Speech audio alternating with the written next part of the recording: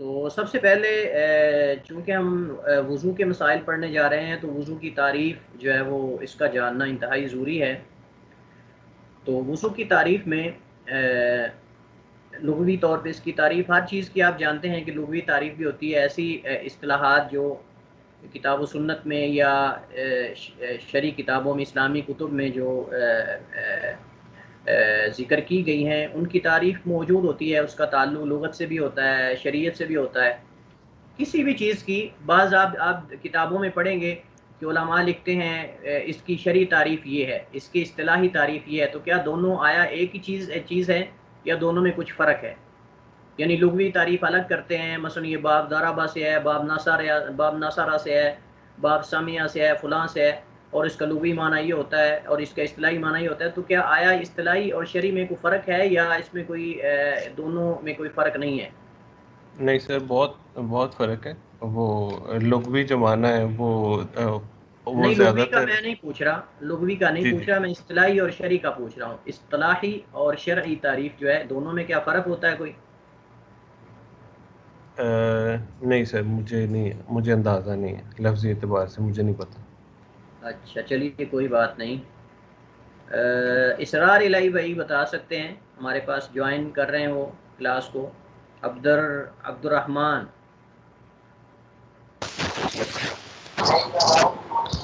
جی سر، مجھے بھی اس کا کوئی خاص اندازہ نہیں۔ اچھا اچھا،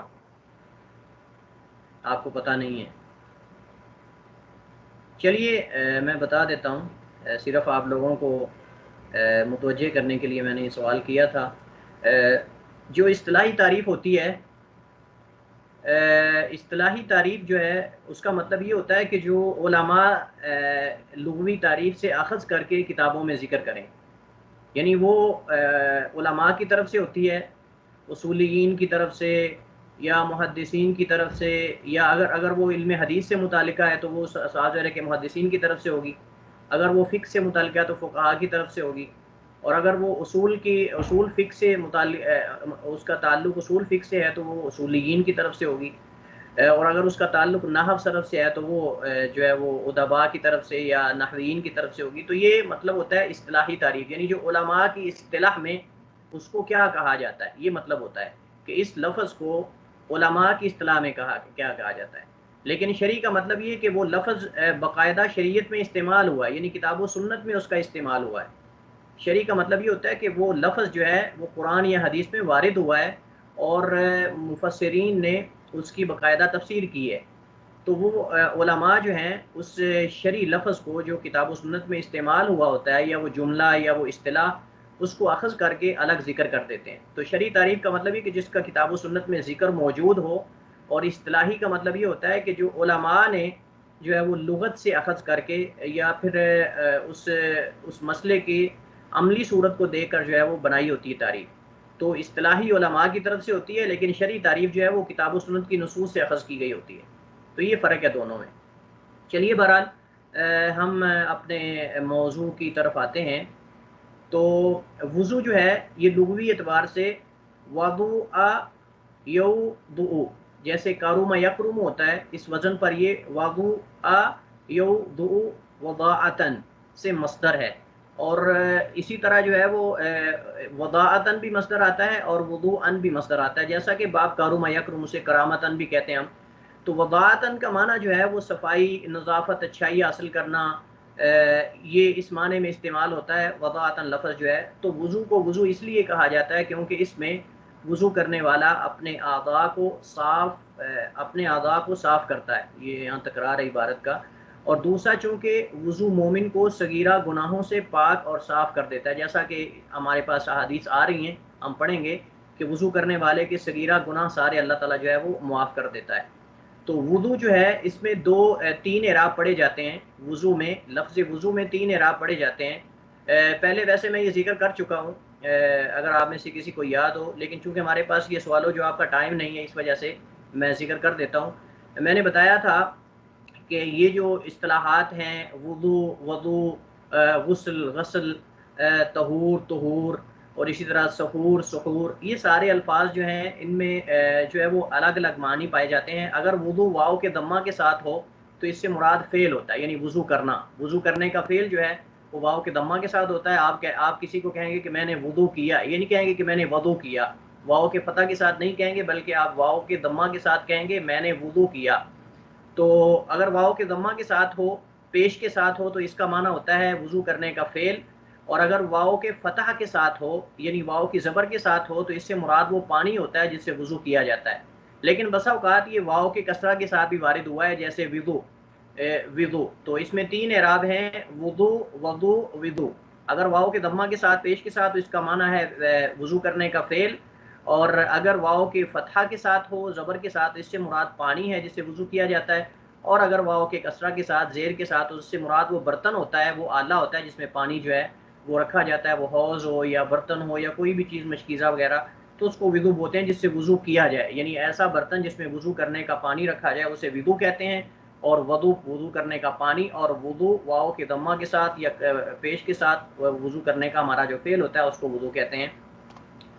قرآن و سنت میں اس کی بہت سی مثالیں موجود ہیں، جیسا کہ السحور ہے اور سحور ہے۔ السحور کا مطلب یہ کہ سحری کرنے کا فعل، اور السحور سین کے فتح کے ساتھ سحری کرنے والی چیزیں جس سے سحری کی جاتی ہے۔ اسی طرح غسل اور غسل ہے، غسل سے مراد انسان کا غسل کرنا فعل جو ہے، اور غسل سے مراد وہ پانی جس سے غسل کیا جاتا ہے۔ اسی طرح طہور، الطہور ہے،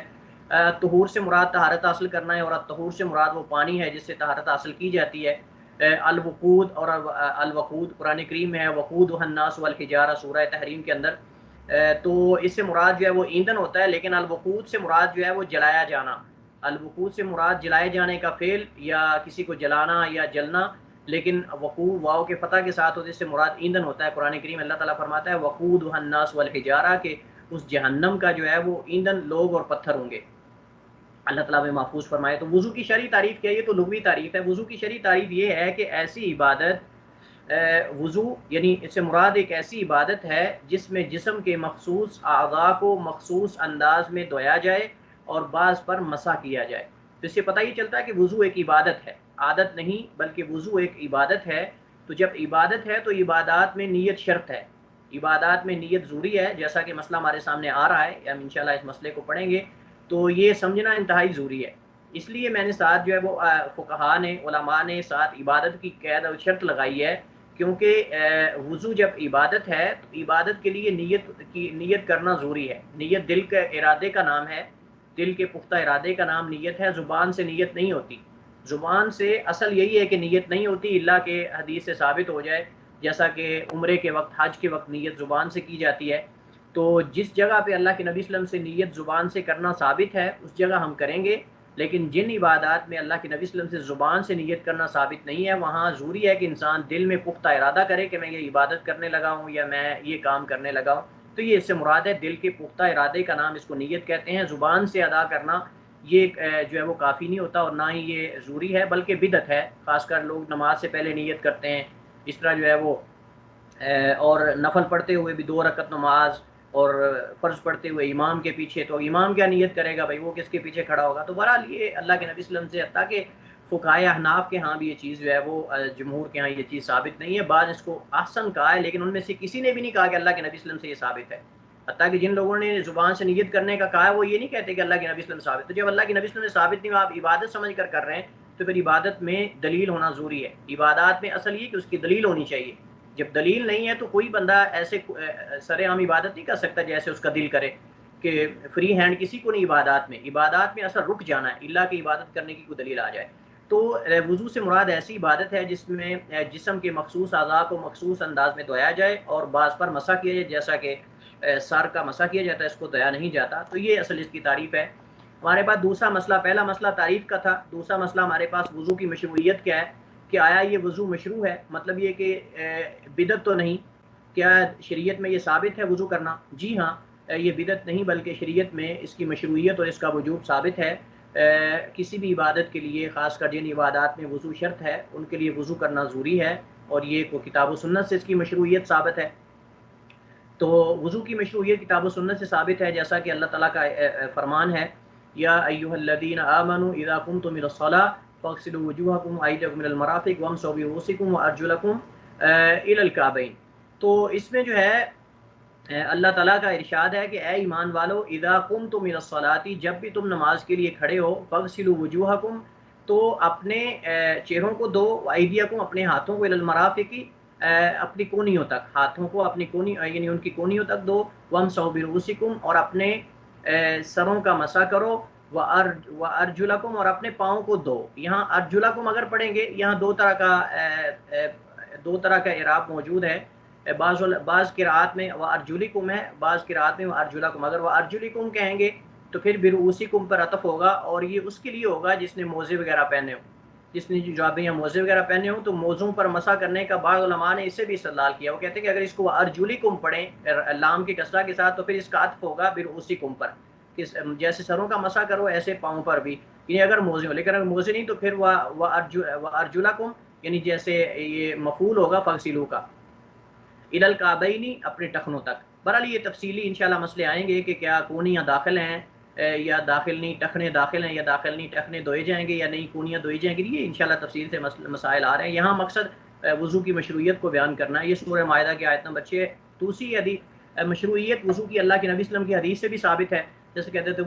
حضرت ابو ہریرہ رضی اللہ تعالیٰ عنہ کی حدیث ہے، فرماتے ہیں یعنی نبی صلی اللہ علیہ وسلم قال لا يقبل اللہ صلاۃ احدکم اذا احدث حتى يتوضا، کہ تو اللہ تعالیٰ تم میں سے کسی ایک کی بھی اس وقت تک نماز قبول نہیں کرتا جب تک وہ وضو نہ کر لے۔ یعنی اذا احدث شرط ہے کہ اگر اسے حدث لاحق ہو جائے، لیکن اگر حدث لاحق نہ ہو تو پھر وضو شرط نہیں ہے۔ مثال کے طور پہ اگر بندے نے وضو کیا ہے، اس کا وضو ابھی تک باقی ہے اور اس سے کوئی حدث لاحق نہیں ہوا، حدث آپ کو میں نے بتایا تھا، حدث کی دو قسمیں ہیں، اصغر ہوتا ہے، اکبر ہوتا ہے۔ اصغر سے مراد یہ کہ انسان کے جسم سے ہوا خارج ہو جائے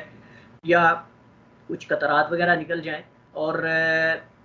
یا انسان جو ہے وہ قضائے حاجت کرے، تو اس صورت میں حد سے اس کو حد سے اصغر کہتے ہیں، اور حد سے اکبر سے مراد انسان کو جنابت لاحق ہو جائے، یا ہم بستری کرنے کی صورت میں، کسی صورت میں بھی یہ لاحق ہو سکتا ہے، یا پھر جو ہے وہ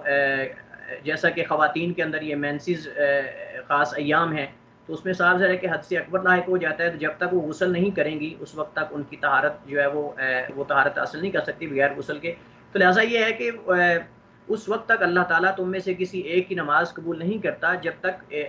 جب ان میں سے کسی ایک کو حدث لاحق ہو جائے، حتی یتوضا، یہاں تک کہ وضو کا لے، تو وضو کے بغیر جو ہے وہ نماز قبول نہیں ہوتی۔ تو لہٰذا یہ اس کی مشروعیت کی جو ہے وہ دلیل ہے، اور یہ بخاری مسلم کی حدیث ہے۔ تیسرا مسئلہ ہمارے پاس وضو کے فضائل و فوائد ہیں کہ یہ وضو خالی صرف عبادت نہیں، اس کے بہت زیادہ فوائد ہیں، بہت زیادہ اس کے فضائل ہیں جو بعض علماء نے ذکر کیے ہیں، بعض احادیث کے اندر موجود ہیں، کتاب و سنت کی نصوص سے اخذ کر کے علماء نے ذکر کیے ہیں۔ تو سب سے پہلا فائدہ یا پہلی فضیلت اس وضو کرنے کی یہ ہے کہ سردی کے موسم میں، سخت سردی میں سرد پانی سے یا سخت گرمی میں گرم پانی سے، عموماً جو ہے وہ ایسے علاقے جہاں پانی زمین کا نہیں ہوتا وہ سٹاک کرتے ہیں تالاب وغیرہ میں یا برتنوں میں، وہ پانی بہت گرمیوں میں گرم ہو جاتا ہے، خاص کر سعودی عرب کے اندر آپ جانتے ہیں کہ پانی زمین کا نہیں ہے، باہر سے سرکاری پانی آتا ہے، ٹینکی کا پانی آتا ہے، تو پانی پہنچتے یہاں گرمی کی شدت کی وجہ سے بہت زیادہ گرم ہو جاتا ہے۔ تو جیسے سردیوں میں سرد پانی سے وضو کرنا انتہائی دشوار ہوتا ہے، ایسے گرمیوں میں یہاں گرم پانی سے وضو کرنا انتہائی دشوار ہوتا ہے۔ تو دونوں طرح یعنی سردیوں میں سرد پانی سے اور گرمیوں میں سخت گرم پانی سے وضو کرنا، یہ ان اعمال میں سے ہے جن سے اللہ تعالیٰ گناہ بھی معاف فرماتا ہے اور درجات بھی بلند کرتا ہے۔ اس کی حدیث اس کی دلیل اللہ کے نبی صلی اللہ علیہ وسلم کی حدیث، حضرت ابو ہریرہ اس حدیث کے راوی ہیں، فرماتے ہیں ان رسول اللہ صلی اللہ علیہ وسلم، نبی صلی اللہ علیہ وسلم نے فرمایا الا ادلکم علی ما یمحو اللہ بالخطایا، کیا تمہیں ایسے عمل کی طرف تمہاری دلالت نہ کروں یا تمہیں ایسے عمل کی خبر نہ دوں کہ جس کے ذریعے اللہ تعالیٰ جو ہے وہ گناہوں کو معاف فرما دے۔ یمحو کا مطلب ہوتا ہے مٹا دینا، ختم کر دینا، معاف کر دینا، بالخطایا غلطیوں کو، ویرفع بالدرجات، اور اس سے درجات تمہارے بلند کر دے۔ کیا تمہیں ایسے اعمال کی خبر نہ دے دوں میں کہ جس سے اللہ تعالیٰ تمہاری غلطیوں کو معاف فرما دے، خطاؤں سے لغزشوں سے درگزر فرمائے اور تمہارے درجات بلند فرما دے۔ قالوا، تو صحابہ نے فرمایا بلا، کیوں نہیں اللہ کے نبی ضرور بتلائیے ہمیں یا رسول اللہ کے رسول صلی اللہ علیہ وسلم۔ قال، تو آپ صلی اللہ علیہ وسلم نے فرمایا اسباغ الوضوء علی المکارہ، سختی کے وقت، دشواری کے وقت جو ہے وہ اچھی طرح وضو کرنا، وکثرۃ الخطا الی المساجد، اور زیادہ چل کر جانا مساجد کی طرف، کثرت سے مسجد کی طرف چل کر جانا، مساجد کی طرف، اللہ کے گھروں کی طرف، وانتظار الصلاۃ بعد الصلاۃ، اور نماز کا انتظار کرنا پہلی نماز کے بعد، یعنی ایک نماز کے بعد دوسری نماز کا انتظار کرنا، یہ بھی ان اعمال میں سے ہے کہ جن کے ذریعے اللہ تعالیٰ انسان کے گناہوں کو معاف فرماتا ہے، اس کے درجات بلند فرماتا ہے۔ فذالکم الرباط، نبی فرمایا کہ یہ ہے اللہ کی راہ میں پہرا دینے کے مترادف، جیسا کہ کسی حدود پر جہاد فی سبیل اللہ میں کسی حدود کا پہرا دیا جاتا ہے، ایسے فذالکم الرباط یہ ہے اللہ تعالیٰ کی حدود میں پہرا دینے کے مترادف، یعنی نیکی کے کام میں جم جانا، نیکی کے کام میں لگ جانا، اس پہ دل لگی سے لگ جانا، یہ اصل رباط کا معنی ہوتا ہے۔ تو اس حدیث سے پتہ چلتا ہے کہ اگر انسان دشواری میں وضو کرتا ہے، مشکلات میں وضو کرتا ہے، وہ سخت سردی ہو یا سخت گرمی ہو، تو یہ بھی اس کے لیے اس سے جو ہے وہ یہ وضو کرنا اس کے لیے درجات کی بلندی کا سبب بنتا ہے اور گناہوں سے معافی اور لغزشوں سے معافی کا سبب بنتا ہے۔ دوسرا فائدہ یہ ہے کہ وضو سے اعضاء دھلنے کے ساتھ ساتھ، یہاں دھلنے لفظ ہے وہ کمپوزنگ کی غلطی ہے، دھلنے کے ساتھ ساتھ ان اعضاء کے گناہ بھی دھل جاتے ہیں۔ وضو کرنے سے اعضاء تو صاف ہوتے ہی ہیں، ساتھ ساتھ ان کے گناہ بھی دھل جاتے ہیں، جیسا کہ حضرت عثمان بن عفان رضی اللہ عنہ کی حدیث ہے، امیر المومنین رضی اللہ عنہ کی حدیث ہے، انہوں نے فرمایا، قال رسول اللہ صلی اللہ علیہ وسلم، نبی صلی اللہ علیہ وسلم نے فرمایا، من توضأ فاحسن وضوء، جس نے وضو کیا اور اچھی طرح وضو کیا، خرجت خطاياه من جسدی، اس کے پورے جسم سے اس کی غلطیاں اور خطائیں نکل جاتی ہیں۔ یہ اس سے مراد، جیسا کہ علماء کرام نے ذکر کیا کہ اس سے مراد جو ہے وہ گناہ صغیرہ ہے، اس سے مراد گناہ صغیرہ ہیں، جیسا کہ دیگر احادیث کے اندر موجود ہے۔ گناہ کبیرہ جو ہے وہ توبہ کے بغیر اللہ تعالیٰ جو ہے وہ معاف نہیں کرتا، الا کہ انسان فوت ہو جائے تو اللہ تعالیٰ چاہے تو معاف کر سکتا ہے، لیکن اصل یہ کہ انسان ان سے توبہ کرے۔ تو یہ جن احادیث میں یہ وضو سے گناہ معاف ہونے کا ذکر ہے، ان سے مراد گناہ صغیرہ ہیں، انسان کے سارے صغیرہ گناہ معاف ہو جاتے ہیں۔ حتیٰ خرجت خطایا من جسدی، اس کے جسم سے غلطیاں نکل جاتی ہیں، خطائیں، حتیٰ تخرج من تحت اظفارہ، حتیٰ کہ اس کے ناخنوں کے نیچے سے بھی اس کی غلطیاں نکل جاتی ہیں۔ آپ جانتے ہیں کہ انسان جو ہے وہ اپنے مختلف جسم کے اعضاء سے گناہ کرتا ہے، آنکھ سے انسان گناہ کرتا ہے، زبان سے کرتا ہے، غیبت کرتا ہے، چغلی کرتا ہے، قدموں سے چل کر جاتا ہے، ہاتھوں سے بھی انسان پکڑ کر کوئی گناہ کرتا ہے، کوئی ایسے کام کرتا ہے جو اللہ تعالیٰ کی ناراضگی کا سبب بنتی ہے۔ تو یہ ساری جو اگر ان میں سے ایسے گناہ کیے انسان نے جو صغیرہ ہیں، چھوٹے گناہ ہیں، تو اللہ تعالیٰ جو ہے وہ وضو سے انسان کو پاک اور صاف کر دیتا ہے۔ تو یہ وضو کے فوائد میں سے ایک فائدہ ہے۔ اگر انسان نماز ہی نہیں پڑھتا تو کیسے کوئی فضیلت حاصل کر سکتا ہے؟ تو یہ فضیلت ان لوگوں کے لیے جو نمازی ہیں اور وضو کرتے ہیں۔ اس میں رسول اللہ صلی اللہ علیہ وسلم کی اقتداء بھی ہے۔ یہ تیسرا فائدہ ہے کہ انسان جو ہے وہ جب وضو کرتا ہے تو اللہ کے نبی صلی اللہ علیہ وسلم کی سنت پر عمل کر رہا ہوتا ہے، آپ کی اقتداء کر رہا ہوتا ہے، اور نبی صلی اللہ علیہ وسلم کی سنت پہ عمل کرنا یہ بہت بڑی عبادت اور نیکی ہے، اور یہ ذریعہ نجات ہے۔ چوتھا فائدہ یہ کہ اس میں حکم الہی، جو ہم نے آیت پڑھی آیت وضو، اس کو آیت الوضو کہا جاتا ہے، یعنی وضو کی آیت، اس میں حکم الہی کی تعمیل اور بجا آوری ہے۔ گویا کہ انسان جب وضو کرتا ہے تو اللہ تعالیٰ کے اس فرمان کے اوپر عمل کر رہا ہوتا ہے، جو سورہ مائدہ کی آیت نمبر 6 کے اندر مذکور ہے، جیسا کہ ہم پڑھ چکے ہیں۔ پانچواں فائدہ یہ کہ قیامت کے دن امت محمد صلی اللہ علیہ وسلم میں سے مومنوں کی سب سے بڑی نشانی ان کے وضو کے اعضاء کا چمکنا ہوگا، اور اس سے ہی رسول اللہ صلی اللہ علیہ وسلم انہیں پہچانیں گے، اپنی امت کو، اپنی امت کے جو نیک لوگ ہیں یا جو امتی ہیں، ان کو اللہ کے نبی صلی اللہ علیہ وسلم جو ہے وہ وضو کے اعضاء سے پہچانیں گے۔ اس کا مطلب یہ، اس سے حدیث سے پتہ یہ چلتا ہے کہ جو لوگ بے نمازی ہیں، جو نماز جنہوں نے زندگی میں کبھی نماز پڑھی نہیں، وہ اس حکم کے اندر یا اس فضیلت کے اندر وہ داخل نہیں ہو سکتے۔ اور اسی طرح قیامت کو نمازیوں کو، مومنوں کو یہ کہہ کر بلایا جائے گا کہ چہرے چمکنے والوں ادھر آؤ، اے چہرے چمکنے والوں ادھر آؤ۔ تو یہ الفاظ حدیث کے اندر موجود ہیں کہ انہیں ان اوصاف سے بلایا جائے گا، ان اوصاف سے، ان اعداد سے بلایا جائے گا۔ اس کی دلیل حضرت ابو ہریرہ رضی اللہ عنہ کی حدیث ہے، یعنی کس کی دلیل؟ کہ یہ وضو کے اعضاء چمک رہے ہوں گے، اور اسی طرح یہ امت محمدیہ کی بہت بڑی نشانی ہوگی، اللہ کے نبی صلی اللہ علیہ وسلم کے امتیوں کی، اور اللہ کے نبی صلی اللہ علیہ وسلم اس سے اپنی امت کو پہچانیں گے۔ پہلی حدیث جو ہے وہ حضرت ابو ہریرہ کی حدیث ہے، دوسری بھی انہی کی ہے۔ پہلی حدیث میں یہ ہے کہ ان امتی یدعون یوم القیامت غرا محجلین من اثار الوضوء، کہ میری امت جو ہے قیامت کے دن یہ بلائی جائے گی چہرے چمکنے والے کا نام لے کر، من اثار الوضوء، وضو کے نشانات کی وجہ سے، یعنی ان کو ان اوصاف سے بلایا جائے گا کہ چہرے چمکنے والوں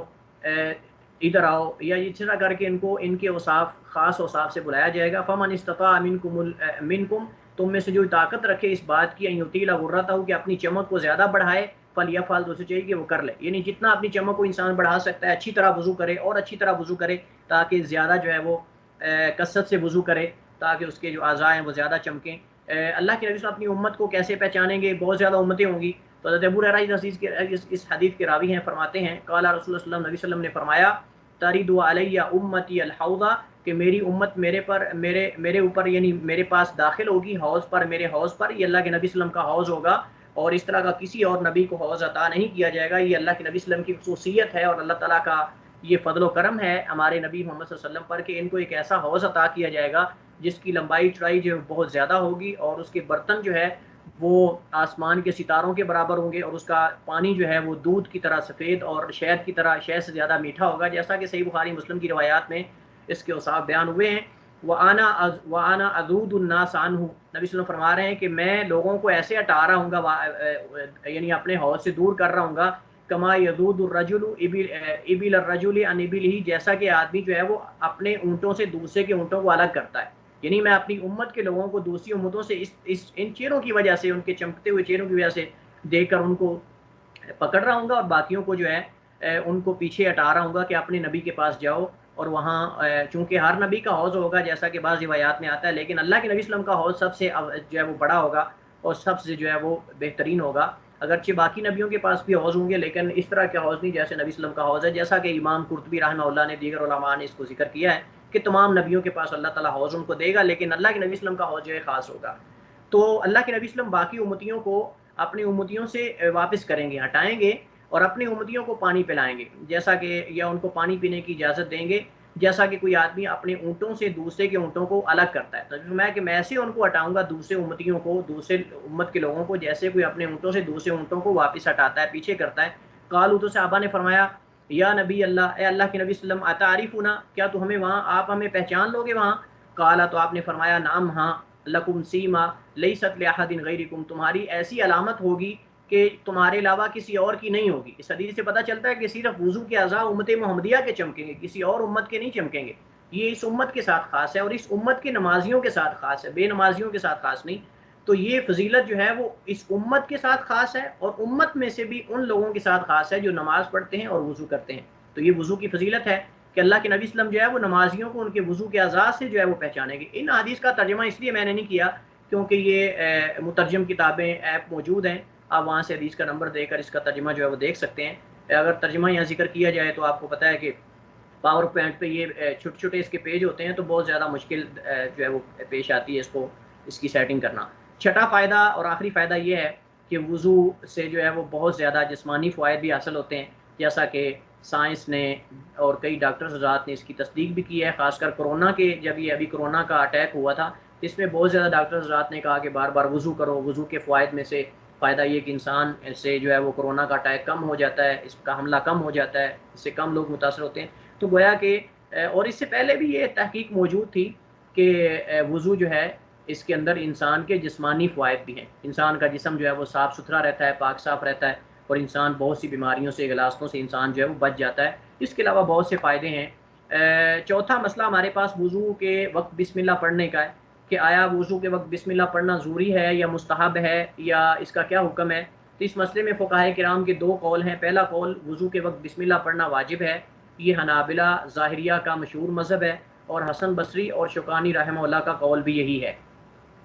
تو یہاں حنابلہ کا قول ہے، اور اسی طرح ظاہریہ کا مشہور مذہب یہی ہے، وہ کہتے ہیں کہ بسم اللہ پڑھنا واجب ہے،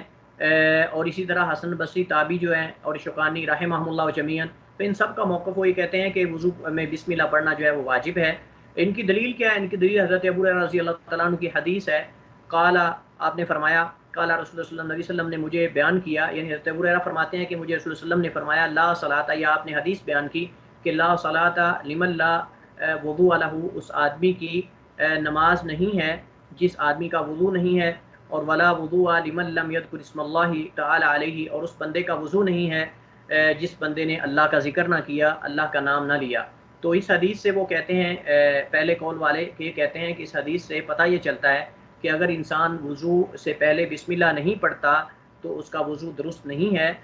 کیونکہ اللہ کے نبی صلی اللہ علیہ وسلم نے یہاں جو ہے وہ لفظ لا نفی جنس کے لیے استعمال کیا ہے۔ تو جب لا جو ہے یہ استعمال ہوتا ہے تو یہ لا نکرہ جب نفی کے سیاق میں آتا ہے تو یہ قاعدہ ہے کہ جب نکرہ نفی کے سیاق میں آئے تو عموم کا فائدہ دیتا ہے۔ یعنی عموم کا مطلب یہ ہے کہ اس میں یہ نہیں کہا جا سکتا کہ کامل نہیں ہے، عبادت قبول تو ہو جائے گی لیکن کامل نہیں ہے، اس کے اندر نقص ہوگا، پورا اجر نہیں ملے گا۔ لیکن وہ کہتے ہیں کہ یہاں نکرہ جو ہے وہ سیاق جو ہے نفی کے سیاق میں آیا ہے تو لہٰذا عموم کا فائدہ دے گا، مطلب کہ بالکل ہی وہ عبادت قبول نہیں ہے۔ تو لہٰذا اس سے پتہ چلتا ہے کہ بسم اللہ پڑھنا جو ہے وہ انتہائی ضروری ہے، یعنی اس چیز کے کافی اور کامل ہونے کی نفی لازم آتی ہے۔ جب لا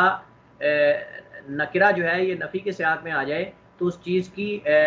کمال اور اس کے جو ہے وہ کافی ہونے کی نفی دونوں اس سے لازم آتی ہے، یعنی نہ وہ کافی ہوگا اور نہ ہی وہ کامل ہوگا، نہ اس کو اجر ملے گا اور نہ ہی وہ قبول ہوگی، یعنی بالکل ہی وہ قبول نہیں ہوگی۔ یہ ان کے ہاں ان کا موقف ہے۔ حدیث کے بظاہر الفاظ سے تو یہی لگتا ہے کہ بسم اللہ پڑھنا شرط ہے، لیکن آپ لوگ جانتے ہیں کہ جب وہ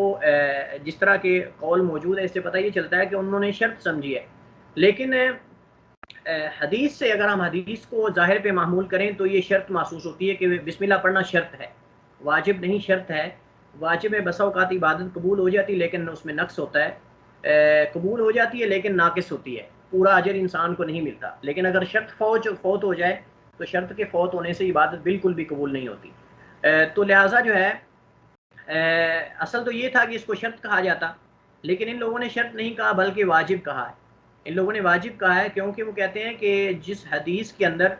یعنی یہ جو حدیث ہے جس کے اندر بسم اللہ پڑھنے کا یا ذکر کرنے کا حکم ہے، یہ حدیث چونکہ اس کے اندر کلام ہے،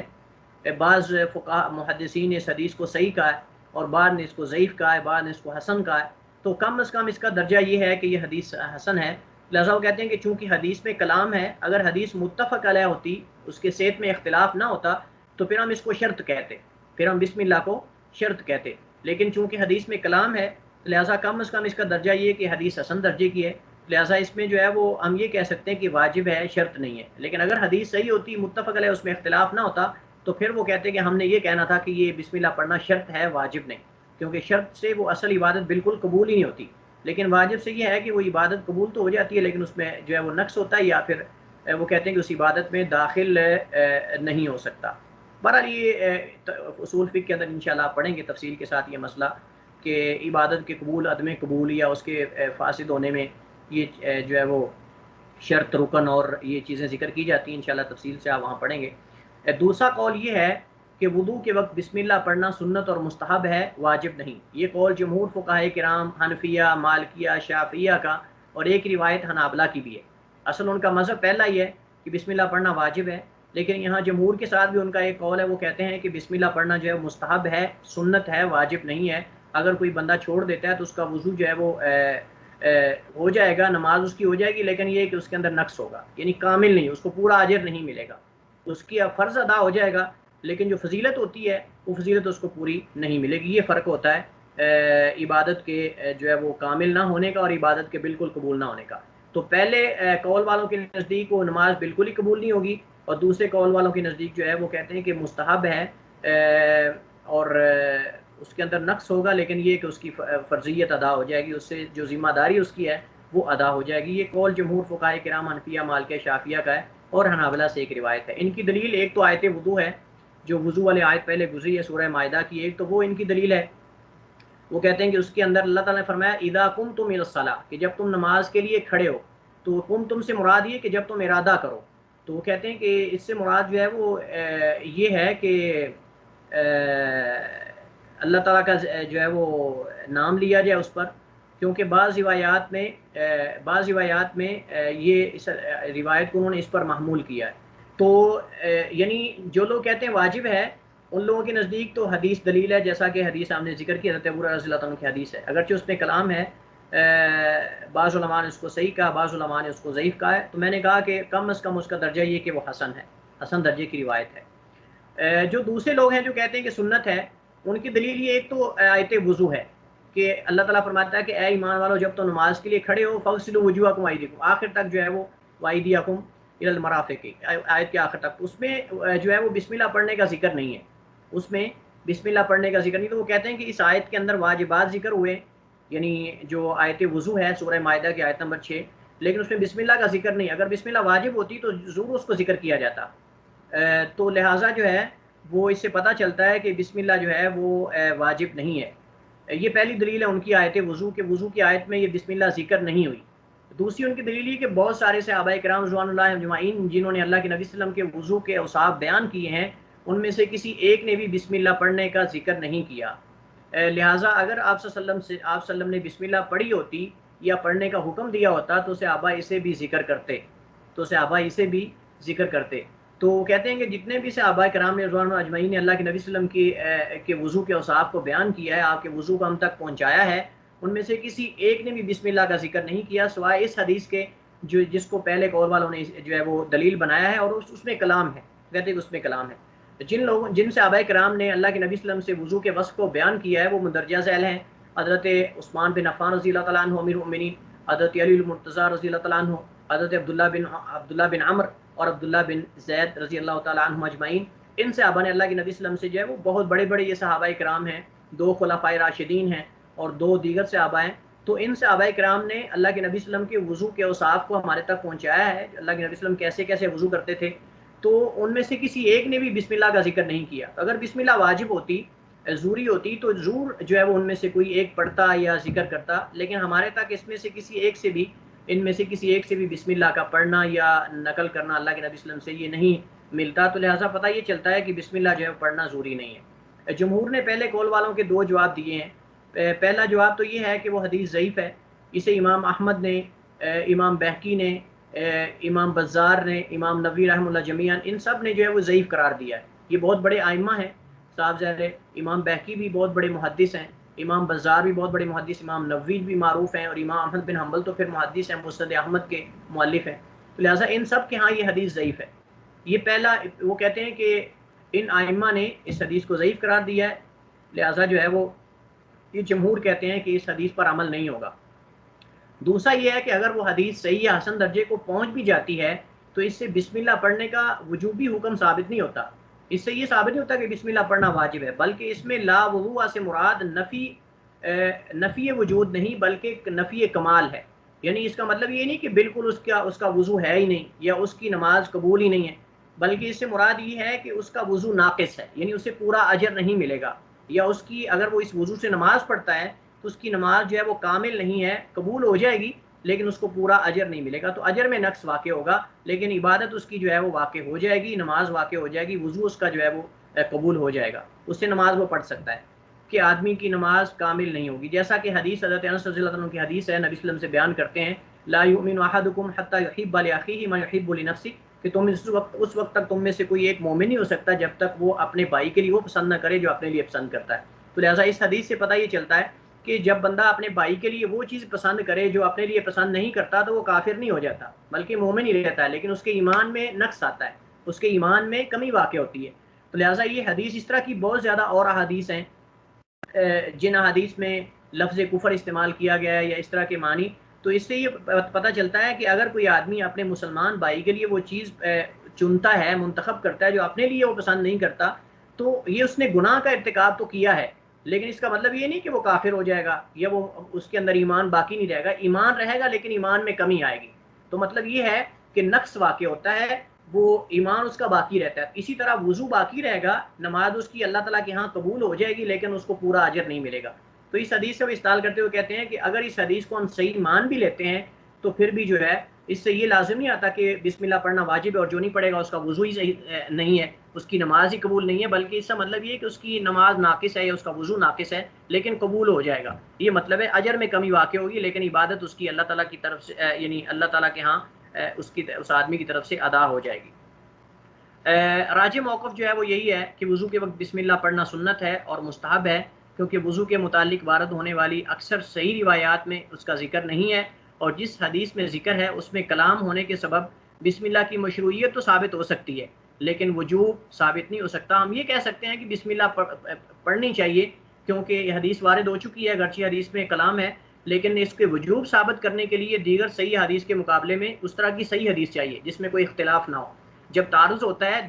دو دلائل میں یا دو طرح کی روایات میں، دونوں کی قوت کو دیکھا جاتا ہے، ان کی طاقت کو دیکھا جاتا ہے، تو یہاں اس حدیث میں کلام ہے جس میں بسم اللہ کا ذکر ہے، لیکن جن حدیث کے اندر بسم اللہ کا بالکل بھی ذکر نہیں ہے وہ صحیح بخاری مسلم کی روایات اور بڑے بڑے صحابہ سے منقول ہے، تو لہٰذا جو ہے وہ ان کو اس پہ معمول کرتے ہیں۔ ہم یہ کہہ سکتے ہیں کہ بھائی اس حدیث سے اگر صحیح ہو جاتی تو بسم اللہ کی مشروعیت سنت ہونا ثابت ہو سکتا ہے، ہم بدعت نہیں کہہ سکتے کہ بھائی بسم اللہ پڑھنا بدعت ہے، لیکن اگر کوئی بندہ نہیں پڑھتا تو اس کی نماز جو ہے وہ انشاءاللہ جو ہے وہ اللہ تعالیٰ کے ہاں قبول ہو جائے گی، لیکن اتنا اجر اس کو نہیں ملے گا جتنا بسم اللہ پڑھنے والے کو، اس سنت پہ عمل کرنے والے کو اجر ملے گا، واللہ تعالیٰ عالم۔ پانچواں مسئلہ ہمارے پاس وضو سے پہلے نیت کرنے کا ہے، اس میں فقہا کے 2 اقوال ہیں۔ پہلا قول یہ کہ وضو اور غسل دونوں میں نیت کرنا ضروری ہے، اس کے بغیر دونوں ہی درست نہیں ہے، یعنی کہ مطلب یہ ہے کہ اگر انسان وضو یا غسل کے وقت نیت کرتا ہے کہ میں اس سے عبادت کروں گا یا نماز پڑھوں گا یا کوئی بھی عبادت کروں گا، بسا اوقات آپ جانتے ہیں کہ لوگ غسل کرتے ہیں صرف گرمی کی وجہ سے نہا لیتے ہیں، گرمی لگ رہی ہوتی ہے بعض لوگوں کو، بعض صرف صفائی کے لیے کوئی کام کر کے آئے ہیں تو سر پہ مٹی لگی ہوئی ہے، سر پہ جو ہے وہ ڈسٹ لگی ہوئی ہے، یا کپڑوں پہ کچھ یا جسم پر ہاتھ وغیرہ یا کوئی اور کسی جگہ پہ کچھ چیز مٹی وغیرہ لگی ہوئی، تو آدمی کہتا ہے چلیں یار نہا لیتے ہیں۔ تو یہاں مسئلہ اصل سمجھنے کی ضرورت ہے کہ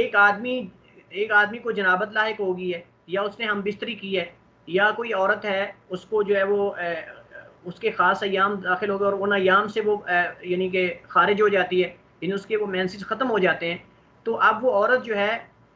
اگر صرف ویسے ہی گرمی کی وجہ سے غسل کر لیتی ہے یا اس کے جسم پر کوئی مٹی لگ جاتی تو غسل کر لیتی، لیکن وہ عبادت کی نیت نہیں کرتی، طہارت کی یعنی اس حیض سے نکلنے کا جو غسل ہوتا ہے اس کی نیت نہیں کرتی، تو کیا اس کا یہ غسل قابل قبول ہوگا یا نہیں؟ اسی طرح ایک آدمی جو ہے اس کے جسم سے ہوا خارج ہو گئی ہے، تو اس آدمی نے جو ہے وہ نماز یا عبادت کے ارادے سے وضو نہیں کیا، ویسے اس کو گرمی لگ رہی ہے اور اس نے جا کر گرمی کی وجہ سے وضو کر لیا ہے، تو کیا یہ وضو درست ہوگا غسل یا درست نہیں ہوگا؟ اصل یہ مسئلہ سمجھنے کا ہے کہ جب وضو اور غسل واجب ہو چکے ہوں تو اس وقت اگر ایک آدمی جو ہے وہ وضو یا غسل بغیر نیت کیے ویسے ہی گرمی سے بچنے کے لیے یا صفائی کے لیے وضو یا غسل کر لیتا تو کیا یہ قبول ہوگا یا نہیں؟ اصل یہ مسئلہ ہے۔ تو پہلا قول یہ ہے کہ نیت ضروری ہے دونوں میں، وضو اور غسل میں، اس کے بغیر دونوں ہی یعنی وضو اور غسل دونوں ہی درست نہیں ہے۔ یہ قول جمہور فقہائے کرام مالکیہ، شافعی اور حنابلہ کا ہے، اس لیے ان کے نزدیک اگر کسی شخص پر وضو یا غسل واجب ہو جائے اور وہ اس حد سے اصغر یا حد سے اکبر سے طہارت کی نیت کیے بغیر گرمی کی وجہ سے یا ویسے ہی نظافت کی وجہ غرض سے وضو یا غسل کر لے تو یہ اس کے لیے کافی نہیں ہوگا، کیونکہ یہ اس پر غسل واجب تھا، وضو واجب تھا۔ ہاں اگر اس کا جو ہے وہ پہلے اس کا وضو یا غسل اس کا پہلے موجود تھا، اس پر وجوبی غسل یا وضو نہیں، تو پھر وہ اگر وہ ٹھنڈا ہونے کے لیے یا ویسے ہی وضو کر لیتا ہے تو پھر جو ہے وہ پہلے والا غسل یا وضو کافی ہو جائے گا۔ لیکن اگر جو ہے اس پر واجب تھا اور پھر وہ ویسے گرمی سے بچنے کے لیے وضو یا غسل کر لیتا ہے تو وہ کہتے ہیں کہ یہ اس کو کافی نہیں ہوگا، درست نہیں ہوگا، بلکہ نیت کرنا ضروری ہے کہ میں اس سے عبادت کروں گا۔ عبادت کوئی بھی ہو سکتی ہے، اس کی تفصیل انشاءاللہ آئے گی۔ لہٰذا یہ جمہور کا قول ہے، وہ کہتے ہیں کہ وضو اور غسل دونوں میں نیت کرنا ضروری ہے، ان کے بغیر دونوں ہی جو ہے وہ درست نہیں ہے، نہ وضو اور نہ غسل، لہٰذا اس کو دوبارہ وضو غسل کرنا پڑے گا اگر اس پر غسل یا وضو واجب ہے۔ ان کی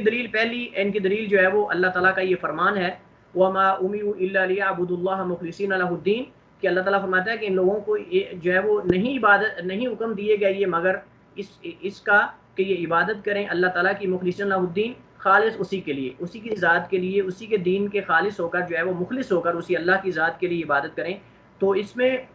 وہ کہتے ہیں کہ وضو چونکہ عبادت ہے تو لہٰذا ہر عبادت میں اخلاص اور نیت جو ہے وہ شرط ہے، تو لہٰذا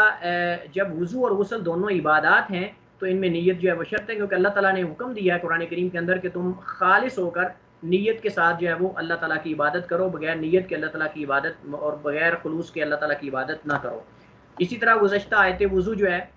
جو وضو والی آیت ہے جو ہم پڑھ چکے ہیں، یا ایھا الذین آمنوا اذا قمتم الی الصلاۃ، سورہ مائدہ کی آیت نمبر 6، اس کے اندر بھی اذا قمتم سے بعض فقہاء نے کہا کہ اس سے مراد جو ہے وہ اذا اردتم، یعنی جب تم ارادہ کرو، تو ارادہ کا مطلب نیت کرنا ہے۔ تو اس سے پتہ چلتا ہے کہ اللہ تعالیٰ نے حکم دیا کہ جب تم نماز کا ارادہ کرو تو پھر وضو کرو، تو مطلب یہ کہ وضو کے لیے یا غسل اگر واجب ہے اس کے لیے بھی صاف ظاہر ہے کہ نیت کرنا ضروری ہے۔ تیسری ان کی دلیل جو ہے وہ جمہور کی جو کہتے ہیں کہ واجب ہے نیت کرنا، حضرت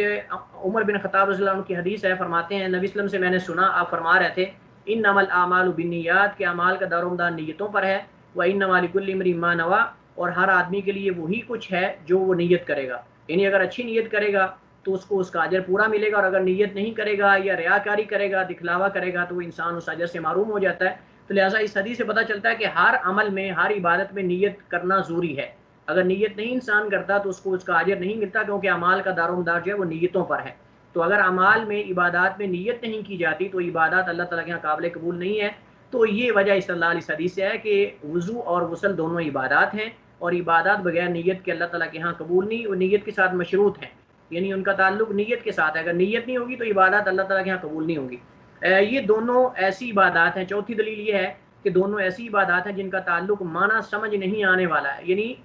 جن کا تعلق ایسی عبادات سے ہے جن کا معنی سمجھ نہیں آنے والا۔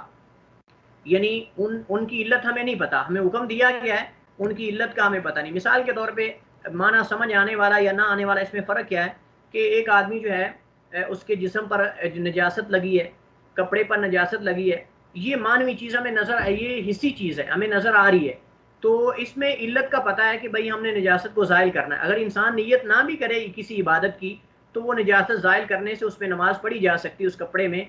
جس کے اندر نجاست لگی ہے، یعنی اس کی علت ہمیں سمجھ آ رہی ہے کہ بھئی نجاست لگی ہے اوپر، نظر آ رہی ہے، اس کو زائل کرنا ہے۔ تو یہ مطلب ہے کچھ عبادات ایسی ہیں کہ جن کی علت سمجھ آنے والی ہے، اور کچھ ایسی عبادات ہیں جن کی ہمیں علت کا پتہ نہیں، ہمیں حکم دیا گیا ہم اس پہ عمل کریں گے۔ تو لہٰذا ایسی عبادات کہ جن کا معنی ہمیں سمجھ نہیں آتا ان کے اندر نیت کرنا ضروری ہے، لیکن جن کا معنی سمجھ آ رہا ہے، ہمیں پتہ ہے کہ بھائی اس وجہ سے، مثال کے طور پہ یوم عاشورہ ہے، 10 محرم کا روزہ ہے، ہمیں اس کی علت بتا دی گئی ہے کہ موسیٰ علیہ السلام جو ہے ان کو اللہ تعالیٰ نے نجات دلائی فرعون اور اس کے لشکر سے، تو اس وجہ سے ہم روزہ رکھتے ہیں، تو لہٰذا جو ہے وہ اس کے اندر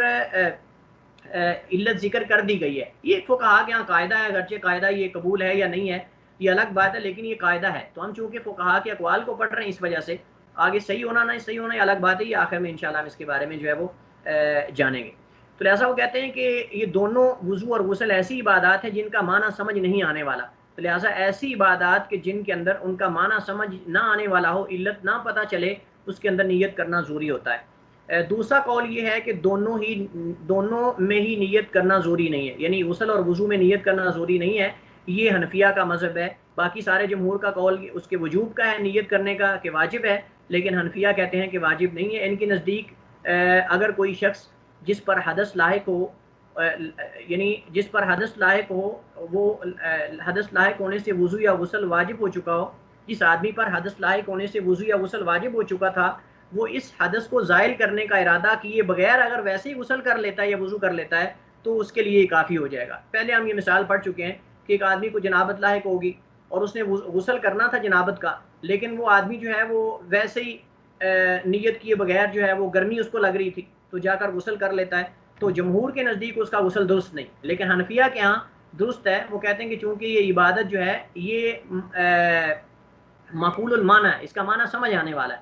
کہ اس کو جنابت لاحق ہوئی ہے یا اس کو جو ہے وہ اس نے پیشاب کیا ہے، تو اختلاف صرف جو ہے سبب اختلاف صرف اس کو معقول المعنی اور غیر معقول المعنی کہنے میں ہے۔ تو جو لوگ کہتے ہیں کہ غیر معقول المعنی اس کا معنی سمجھ آنے والا نہیں ہے دونوں کا، وضو اور غسل کا، وہ کہتے ہیں کہ اس کے اندر نیت کرنا شرط اور ضروری ہے، یعنی واجب ہے۔ لیکن جو کہتے ہیں کہ یہ غیر معقول المعنی ہے، وہ کہتے ہیں کہ ان کے اندر نیت کرنا جو ہے وہ ضروری نہیں ہے، بلکہ اگر ویسے انسان بغیر ارادہ کیے نیت کیے غسل کر لیتا ہے، وضو کر لیتا ہے، اس کو کافی ہو جائے گا۔ ان کی دلیل جو ہے وہ قرآن و سنت سے کوئی دلیل تو نہیں ہے، لیکن ان کی دلیل عقلی ہے،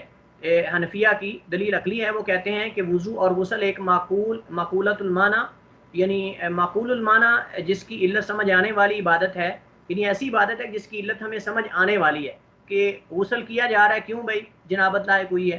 یا پھر وضو کر رہے ہیں کیوں بھائی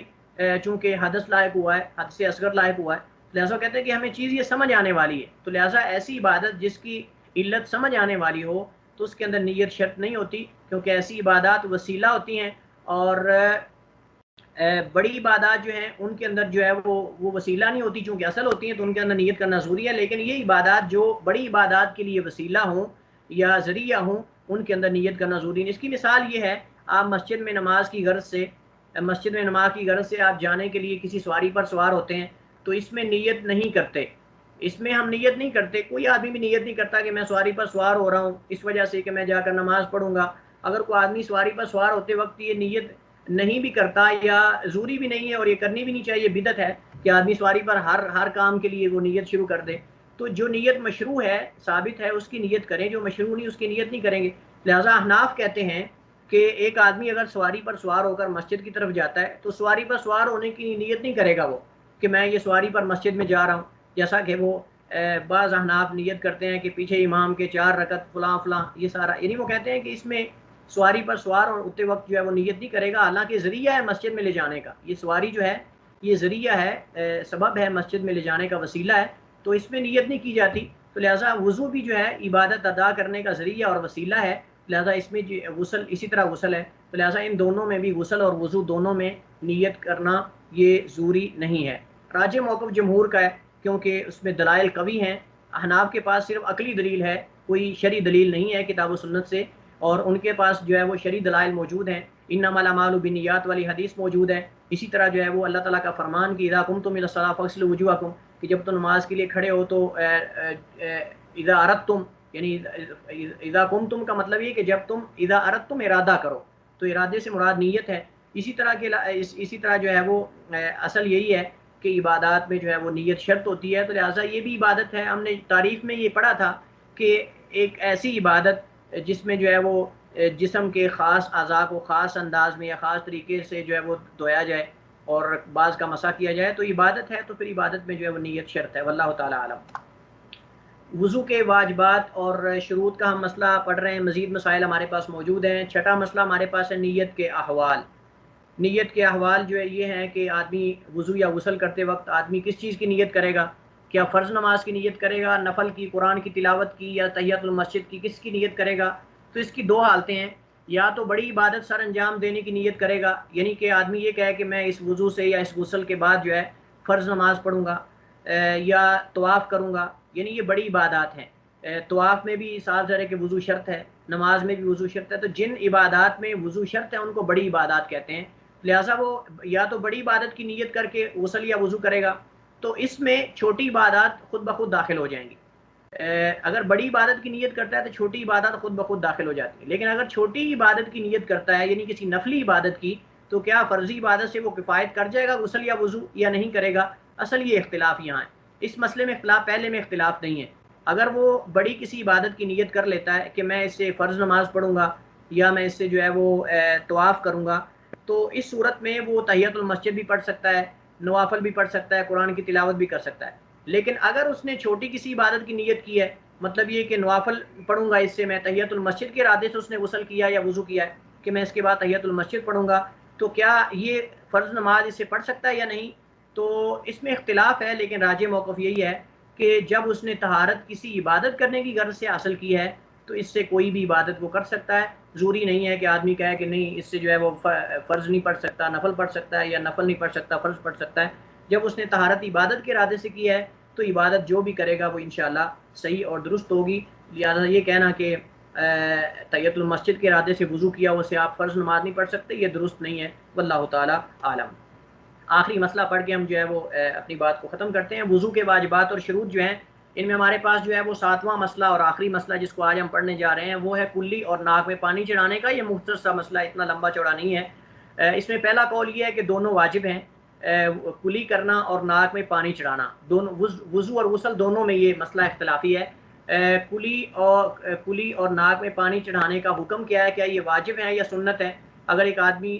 جو ہے وہ نہیں کر سکتا کلی یا ناک میں پانی نہیں چڑھا سکتا تو کیا اس کا وضو درست ہوگا یا نہیں؟ اصل یہ مسئلہ ہے۔ تو پہلا قول یہ کہ دونوں واجب ہیں، یہ مذہب حنابلہ کا ہے۔ حنابلہ کہتے ہیں، احمد بن حنبل رحمہ اللہ اور ان کے جو مذہب کی نسبت کرنے والے ہیں وہ کہتے ہیں کہ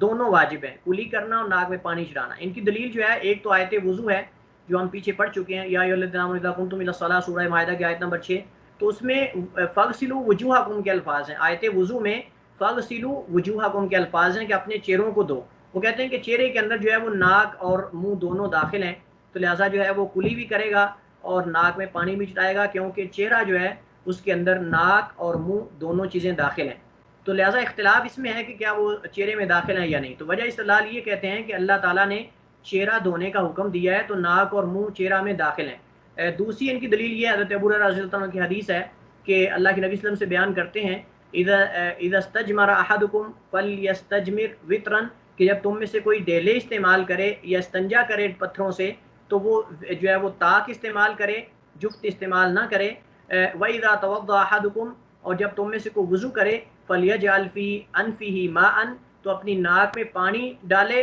ثُمَّ لْيَسْتَنْثِرْ، اور پھر اس کو جاڑے، ناک میں پانی ڈالے۔ تو اس میں امر کا صیغہ ہے اور امر جو ہے وجوب پر دلالت کرتا ہے، یہاں اللہ کے نبی صلی اللہ علیہ وسلم کا حکم ہے، ثُمَّ لْيَنْتَثِرْ، پھر اس کو جو ہے وہ جاڑے۔ تو فَلْيَجْعَلْ جو لفظ ہے یہ امر کا صیغہ ہے کہ اپنی ناک میں پانی ڈالے، لہٰذا اس سے ناک میں پانی ڈالنا ثابت ہو گیا۔ اور دوسری حدیث ہمارے پاس جو آ رہی ہے حضرت لقید بن صبرہ رضی اللہ عنہ کی حدیث ہے، اس میں النبی صلی اللہ علیہ وسلم نے فرمایا کہ اذا توضأت فمضمض،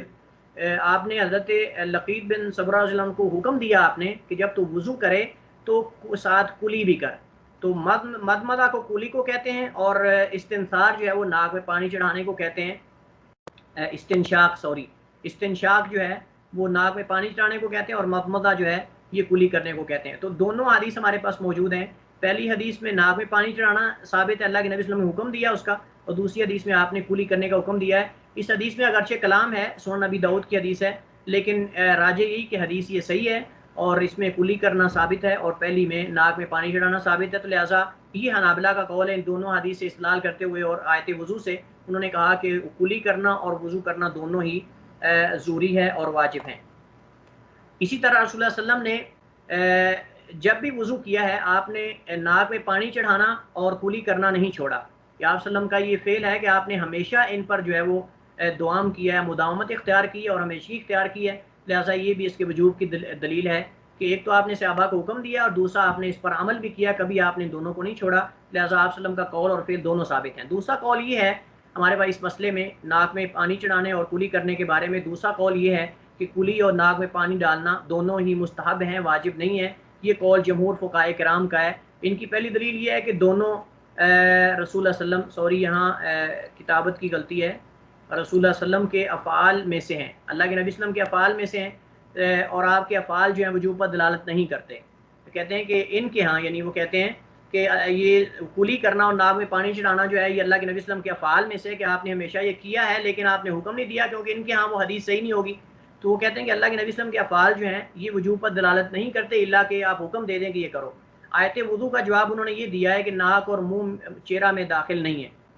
پہلے حنابلہ کے ہاں وہ چہرہ میں داخل ہیں, لیکن یہ کہتے ہیں کہ یہ الگ اعضاء ہیں, یہ چہرہ میں داخل نہیں ہے, لہٰذا ان کا حکم نہیں دیا گیا تو اس وجہ سے جو ہے وہ ہم ان کو نہیں دھوئیں گے اور ان کا دھونا ضروری نہیں ہے. لہٰذا کلی کرنا, ناک میں پانی چڑھانا جو ہے ضروری نہیں ہے. تیسری ان کی حدیث جو ہے یعنی ان کا تیسرا جواب یہ ہے, وہ کہتے ہیں کہ حدیث جو حضرت لقید بن صبرہ رضی اللہ عنہ کی حدیث ہے یہ ان کے نزدیک ضعیف ہے, ان کے نزدیک ضعیف ہے. تو دو حدیثیں ہمارے پاس ہیں حنابلہ کے پاس جنہوں نے واجب کہا ہے, ایک جو حضرت لقید رضی اللہ عنہ کی حدیث ہے, دوسری حضرت ابو ہریرہ کی حدیث ہے. تو حضرت لقید بن صبرہ کی حدیث جو ہے ان کے نزدیک ضعیف ہوگی. ہم پہلے یہ جب آپ نے رفع الملام کی اسائنمنٹ لکھی تھی تو آپ نے وہاں پڑھا تھا کہ ابن تیمیہ رحمۃ اللہ علیہ نے فقہاء کے درمیان جو اختلاف کی وجوہات ہیں وہ وجوہات ذکر کی ہیں. تو آپ دیکھیں یہاں آپ اس کتاب کا ابھی استحضار کریں اور سمجھنے کی کوشش کریں کہ ابن تیمیہ رحمۃ اللہ نے جو فقہاء کے درمیان اختلاف کی وجوہات ذکر کی تھی کہ کوئی بھی امام اس نے جان بوجھ کر حدیث کی مخالفت نہیں کی اور اس نے جان بوجھ کر جو ہے وہ حدیث سے ہٹ کر فتویٰ نہیں دیا, بلکہ اس کی کچھ وجوہات ہیں. ان میں سے ایک وجہ یہ بھی انہوں نے ذکر کی کہ اس امام تک وہ حدیث نہ پہنچی ہو, یا پھر حدیث تو پہنچی لیکن ان کے نزدیک وہ صحیح نہ ہو, یا ایسی سند کے ساتھ پہنچی ہو کہ وہ سند ان کے نزدیک صحیح نہ ہو. تو یہاں ہم اس کو پریکٹیکلی طور پہ آپ دیکھ رہے ہیں کہ جو حدیث لقیط رضی اللہ تعالیٰ عنہ ہے یہ حدیث جو ہے ممکن ہے کہ جمہور کے نزدیک صحیح نہ ہو, ضعیف ہو, اور حضرت ابو ہریرہ کی حدیث ان کو نہ پہنچی ہو. تو دونوں احتمال موجود ہیں. تو لہٰذا ہم یہ نہیں کہہ سکتے کہ یہ جمہور فقہائے کرام جو ہے انہوں نے جو ہے وہ جان بوجھ کر واضح حدیث کی نبی صلی اللہ علیہ وسلم کے حکم کی مخالفت کی ہے, بلکہ ممکن ہے کہ حضرت ابو ہریرہ کی حدیث چونکہ صحیح مسلم کی ہے, صحیح حدیث ہے, تو لہٰذا اس کی وہ جان بوجھ کر مخالفت نہیں کر سکتے. ممکن ہے کہ وہ حدیث ان کو نہ پہنچی ہو, حضرت لقیط کی حدیث جو ہے ان کے نزدیک ضعیف ہو, تو لہٰذا جو ہے وہ اختلاف کی وجہ بنتی ہے. لیکن یہ الگ بات ہے کہ کیا ان کا قول صحیح ہے صحیح نہیں ہے, یہ دوسرا مسئلہ. لیکن وجہ یہ کہ انہوں نے جان بوجھ کر حدیث کی مخالفت ائمہ نے نہیں کی. تو جمہور کا قول جو ہے وہ یہ ہے کہ کہتے ہیں کہ ایک تو اللہ کے نبی صلی اللہ علیہ وسلم کے افعال جو ہے وہ واجب پر وجوب پر دلالت نہیں کرتے بلکہ استحباب پر دلالت کرتے ہیں جب تک آپ حکم نہ دے دیں. اور دوسرا یہ ہے کہ جو آیت وضو ہے اس میں ناک اور منہ جو ہے چہرے میں داخل نہیں ہے, لہٰذا فغسلوا وجوہکم کی وجہ سے اطلاع نہیں کر سکتے ہم کہ ناک میں پانی ڈالنا اور کلی کرنا یہ واجب ہے. اور اسی طرح حدیث ابو ہریرہ ان کو نہیں پہنچی ہوگی, صاف ظاہر ہے. آپ جانتے ہیں کہ ائمہ کے دور میں ابھی تک اس طرح احادیث کی باقاعدہ کتابیں ساری کی ساری موجود نہیں تھی, بلکہ بعض کتابیں بعض آثار بعد میں بھی جمع ہوئے اور ہر امام کو تمام حدیث کا علم بھی نہیں تھا. تو یہ امکان موجود ہے. راجح موقف یہی ہے واللہ تعالی عالم کہ ناک میں پانی چڑھانا اور کلی کرنا یہ دونوں ضروری ہیں, کیونکہ